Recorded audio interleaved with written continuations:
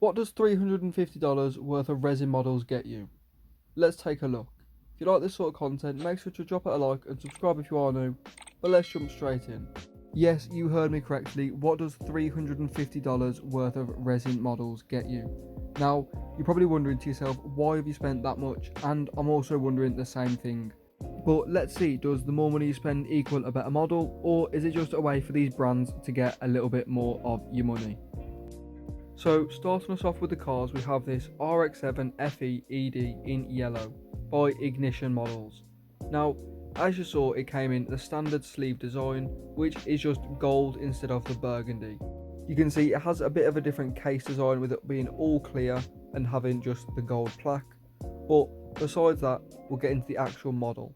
So you can see all the body lines straight off the bat, just really defined. And for me, that is what helps these Ignition models stand out, as the definition is so much better than probably anything else I've actually come across. And same goes for the paint application, as Ignition resin models, I don't think the camera does it justice, as how good the paint actually looks. Like, it's genuinely really good. But besides that, you can see the detail is actually phenomenal as well, and so is the proportion. Now, that is an advantage of the model being made out of resin. You can get a lot smoother of a finish and a lot cleaner body lines, and just the way it sits, like I say, is very nice. But besides that, you can also see the detail in the caliper behind the wheel and just the wheels in general. The fitment is very nice, and the stance, obviously, that is combined with the way it does sit. So combining all of that together, you've got a really detailed model which proportionally sits absolutely perfect, with really defined body panels and body lines, and also just paintwork is absolutely phenomenal. So personally, do I think this model is worth the money? In my eyes, yes it is, as in person the paintwork is genuinely unrivaled, and it's definitely worth getting for yourself. But that then brings us to our second model, which is this YM Models BMW E46 Alpina, which off the get-go you can see the packaging is really cool. It's got this like oil slicked kind of look, rainbow design, which is really cool with the YM logo. Now, I have checked out a YM model before, unfortunately not on the channel. It was when I first started collecting, and it is an MX-5. I'll have to showcase it in another video in the future. But for now, we have this BMW E46 by Alpina, and as you can see off the get-go, you can just see it sits incredible. But you can also see it does come on the standard base, unlike the Ignition model with the completely clear one, which I think just adds a little bit extra. But as you can see, them Ignition models are numbered, but I don't actually know the full amount. But you can see obviously this one has the plaque like the standard models, with the limited edition number 78 out of 299, so fairly limited and a very low amount as well. So very cool straight off the get-go. Thankfully, this model wasn't as expensive as the Ignition model, was actually around half the price at £55 or £55 to £60, so around $73-74. So it still comes with a fairly hefty price tag, but just not as much as the Ignition model, which is quite good, as in my opinion this model is still actually up there. Maybe the paint application isn't as good, but you can see the detail on the wheels is absolutely incredible. But you can also see, aside from the detail on them, they've got that beautiful concave, and they really do stand out and contrast the black car with the bright silver. And obviously on the car you can also see it's got that yellow Alpina stripe, which is quite iconic. You can also see it's got really nice detail on the rear of the model. Obviously it hasn't got a number plate, but you can see the BMW badge, which might be a little bit too big, but honestly it's not really the end of the world. You can see the detail from the tail lights to the headlights is absolutely spot on, and obviously the way it sits is absolutely perfect. Obviously it's got a nicely detailed interior as well, but it's also got the heated rear window, and obviously the classic kidney grille, which is obviously iconic with the BMWs. In my opinion, this model is definitely worth it, and if you can get your hands on one, I'd highly recommend it, as the way it sits and the way it looks, it's definitely going to stand out. But that now brings us to the third car, which is another Ignition model, but this time it's an R35, which already you can see the paintwork again is phenomenal, and this is what I mean is it on this car you can tell a bit more how good it is done. But obviously you can see it does come just like the RX-7 in the standard packaging with the clear base and the gold plate.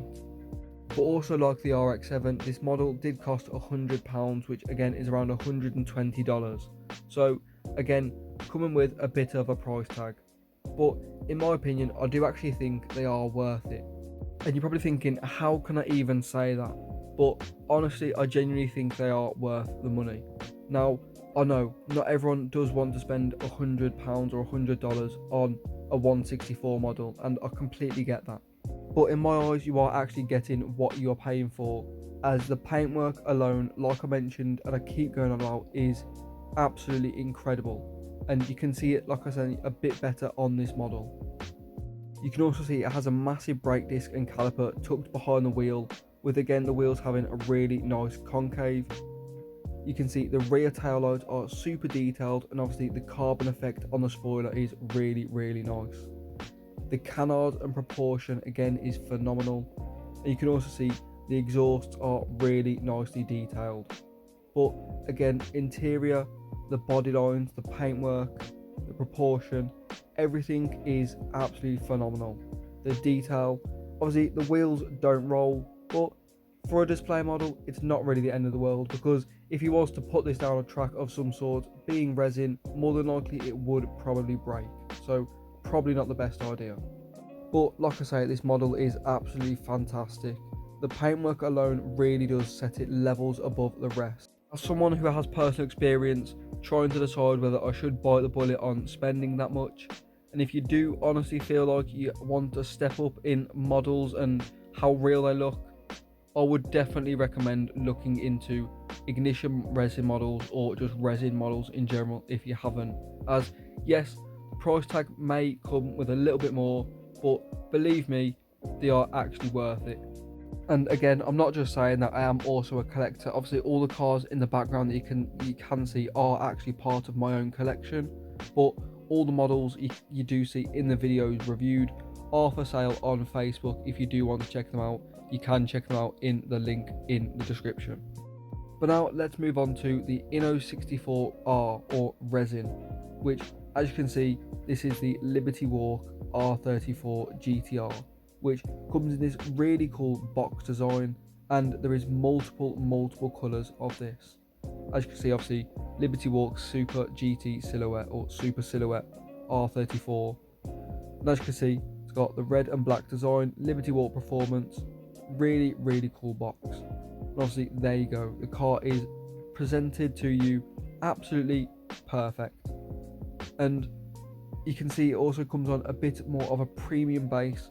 Obviously the ignition models, you can go two ways. You can see it either as really cool, it's all clear, or you can see it as they're leaving it and not really doing much with it.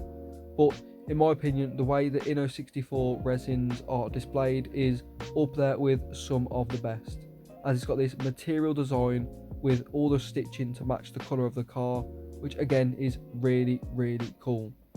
But this model did cost around £55 to £60 as well, which again $75 or $73, $74, so still with a price tag, but it's definitely worth it.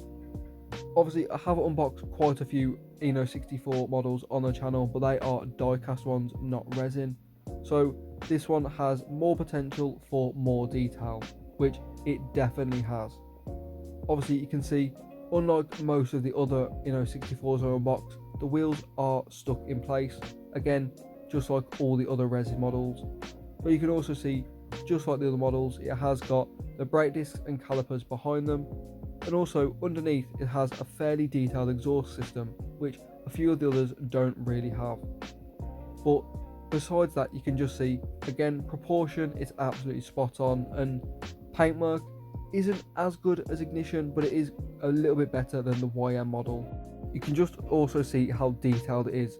This model does actually have a bit more of a detailed interior than the ignition and the YM model. Obviously Inno64 do have quite a good interior basis, even on the die-cast models they are very good.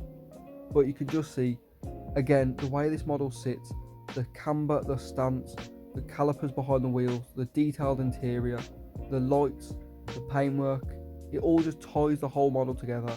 And again, it's definitely worth the money you're paying, especially the way it's boxed and the way it's presented, as you can either leave it in the case and sit it on top of the box, or just leave it in the box and have all of the colours, as obviously the box matches the car itself. But now you've heard enough about my opinions on the model, I want to hear yours in the comments down below.